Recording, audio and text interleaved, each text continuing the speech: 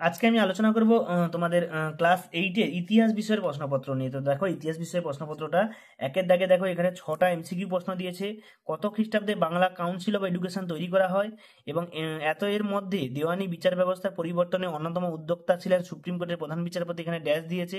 David Hare, William Carey, Jonathan Duncan, William Pitt, এদের মধ্যে কোনটা হবে এখানে দাগ দিতে বলেছে। অন্ধকূপ হত্যা নামক কল্পিত কাহিনীর পরিচালক প্রথম প্রচারক কে ছিলেন।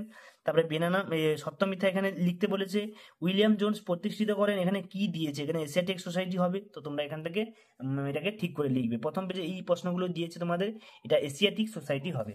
এরপরে দেখো 2 নম্বর পেজে একটা বাম স্তম্ভ ডান স্তম্ভ দিয়েছে। এখানে সত্যবিলোপ নীতি কে প্রবর্তন করেন, সাদাত খান কে ছিলেন, আলেকজান্ডার ডাফ কে ছিলেন, এবং ফ্রাঙ্কলিন কি করেছিলেন। তার মধ্যে এখান থেকে বাম স্তম্ভ ডান স্তম্ভ মিলিয়ে লিখতে হবে। এটা 2 নম্বর পেজে, ঠিক আছে। এরপরে দেখো আমরা 3-এর দাগের 2 নম্বরে একটা বলেছে পলাশির লুণ্ঠন বলতে কি বোঝো, এবং তার সঙ্গে দিয়েছে ইজরাদারি ব্যবস্থা বলতে কি বোঝো। তো এই দুটোর মধ্যে একটা করবে, 2 নম্বর তোমরা করতে পারবে।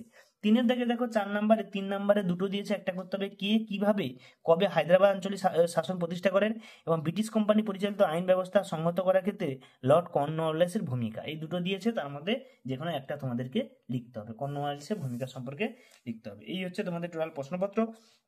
তো তোমরা এটা যে যে প্রশ্নগুলো পারবে তোমরা নিজেরা আগে পরীক্ষা দাও, প্রশ্নপত্রে কত নম্বর পাও দেখো। আর যেগুলো যে সব দাগের প্রশ্নগুলো পাচ্ছ না তোমরা কমেন্টে লিখো, আমি অবশ্যই তার অ্যান্সার শিট নিয়ে আসবো। সকলে ধন্যবাদ, দেখা হচ্ছে পরের ভিডিওতে।